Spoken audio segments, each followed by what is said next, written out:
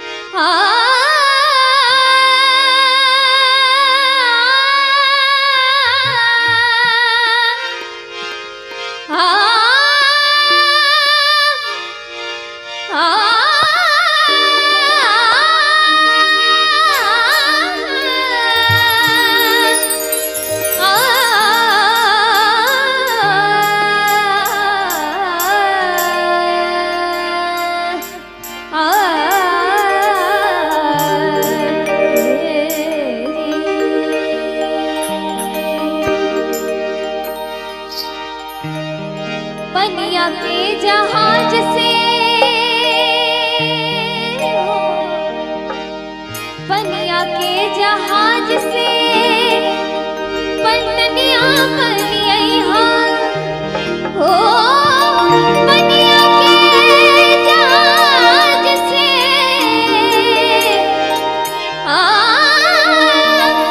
पनिया के जहाज से पन्निया पनिया पिया ले ले अइहा हो,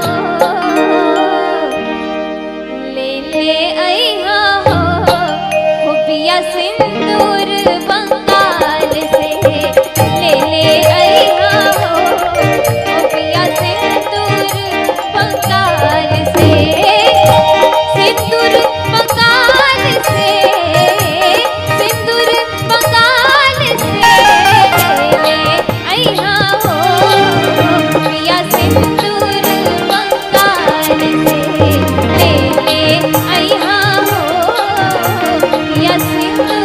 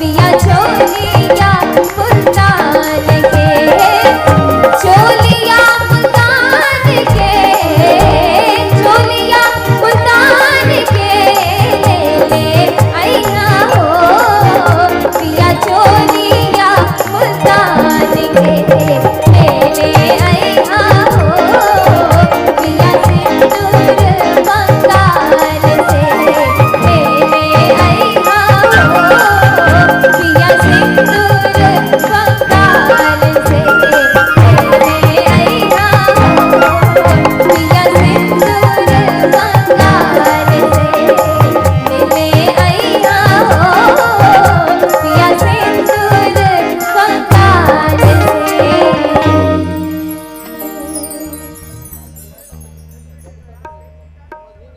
सिमरिया की धराधाम पे एक कार्यक्रम आयोजित है और गंगा जी के तट पे है। पावन गंगा जी के तट पे एक कार्यक्रम साहित्य का महाकुंभ है राष्ट्रीय स्तर का, और राष्ट्र कवि दिनकर को याद कर रहे हैं हम, स्वर्गीय भोला बाबू को याद कर रहे हैं, और पूज्य बापू जी के श्री चरणों में प्रणाम निवेदित करते हुए मैथिली यदि विद्यापति की वो रचना गाए, बड़ सुख सार पौलुत्व तीरे छोड़त निकट नयन बहनी रे, तो आनंद आ जाएगा। और मिथिलांचल की शैली में इनके माता पिता ने इनका नाम भी मैथिल ठाकुर रखा है, तो मिथिलांचल की मिट्टी से जुड़ी गीतों को आप हम तक पहुंचाएं और दर्शक के दिलों पे राज करें। मैथिल ठाकुर जी। जी बिल्कुल, चाटी थोड़ा सा और बढ़ा दीजिए।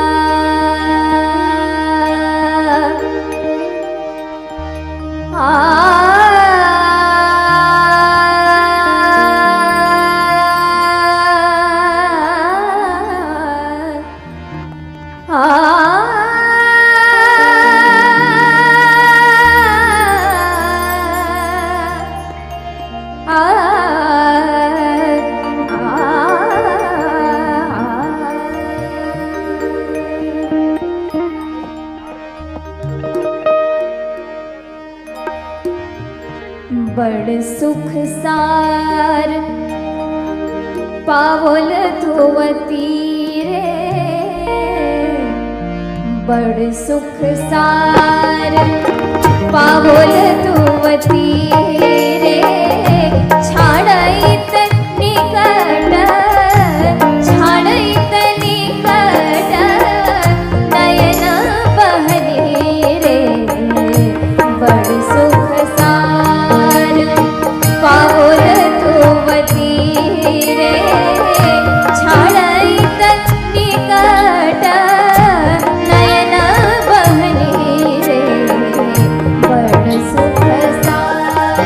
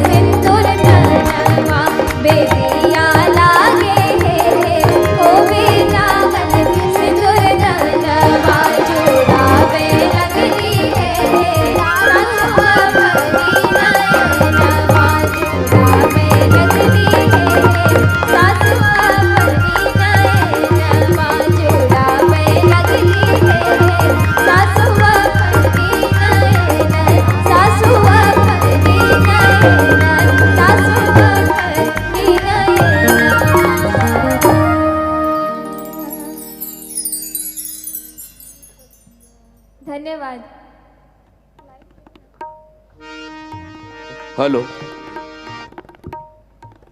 कभी हमको हंसाती है, कभी हमको रुलाती है, जिन्हें जीना नहीं आता उन्हें जीना सिखाती है।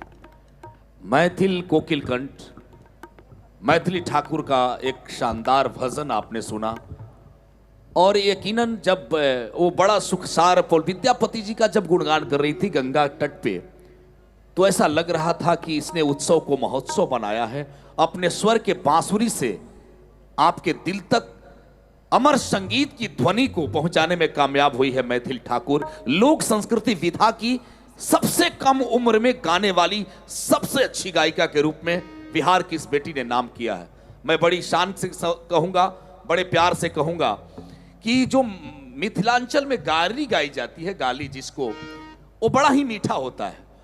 और प्रभु श्री राम जब भी आए होंगे तो सखियों ने गाली कुछ गाया होगा, गांव वालों ने गाली गाया होगा। उस मनोहरम दृश्य को जब मैथिल अपने कोमल कंठों से, खनकती आवाज से आप तक पहुंचाएगी तो बहुत अच्छा लगेगा। हर एक शख्स उसे अपनी दुआएं देता है।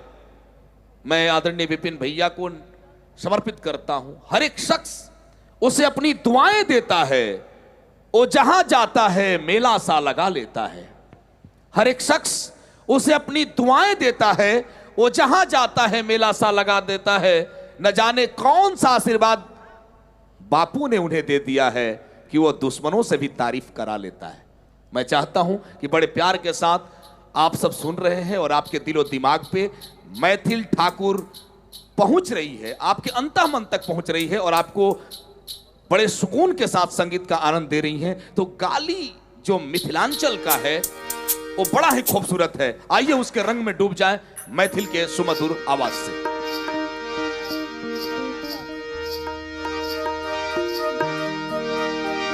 राम जी से पूछे, राम जी से पूछे, जनकपुर की नारी बता द बबुआ। राम जी से पूछे, जनकपुर की नारी बता द बबुआ। लोगवा देत काहे गारी बता द बबुआ। लोगवा देत काहे गारी बता द बबुआ। राम जी से पूछे, राम जी से पूछे, जनकपुर की नारी बता द बबुआ। लोगवा देत काहे गारी बता द बबुआ। लोगवा देत काहे गारी बता द बबुआ।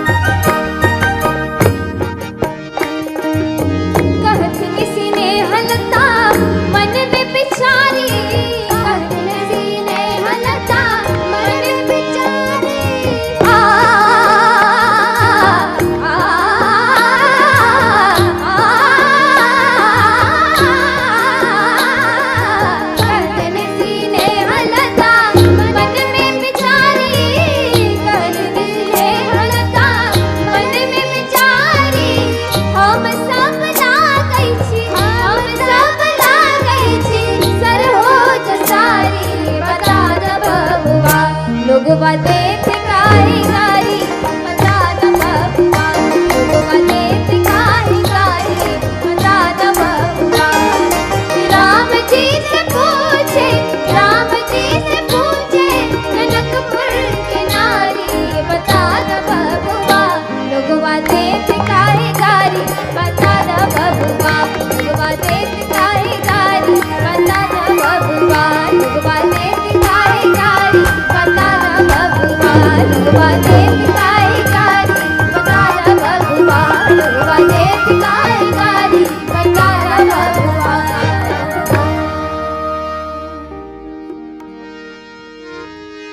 एहन सुंदर मिथिला धाम एहन सुंदर मिथिला धाम दोसर पायब कोने धाम हे दोसर पायब कोने धाम दुल्हा दुल्हन